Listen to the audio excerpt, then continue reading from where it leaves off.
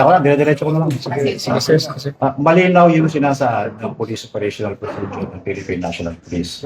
Sa general rule, sinasabi rito na bawal ang warning shots sa lahat ng mga miyembro ng Philippine National Police. May tatlo lamang exemption na sinasaadan sa aming POP. Kung ang miyembro ng PNP ay outnumbered, overpowered, o nagdidelikado ang kanyang buhay. Ayun.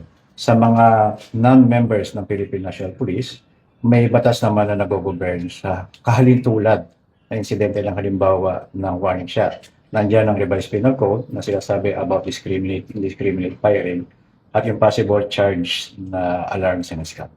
Sir, can you explain the rules of engagement in general para naintindihan ng tao? Ano po ba yung rules of engagement? Ang rules of engagement, ito yung pinaka-biblia ng PNP na nag-govern sa lahat ng miyembro ng Philippine National Police. Halimbawa, sa pagkakandak ng checkpoints, sa paghabol sa mga wanted persons, kahit ano pa mang kaguluhan na nangyayari, sinasabi na bawal mag-warning shot ang PNP. Maliban nga sa tatlong exemptions na nabanggit po natin. Okay, dito sa So- Senado, sir. So kung yung mga nag-discharge ng kanilang baril nung sa araw na yun sa Senado, so part ng investigation yung paghaharap ng posibleng ikakaso sa kanila.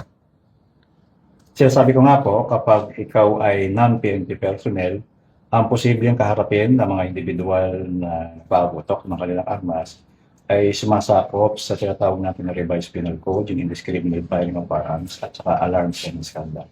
Okay.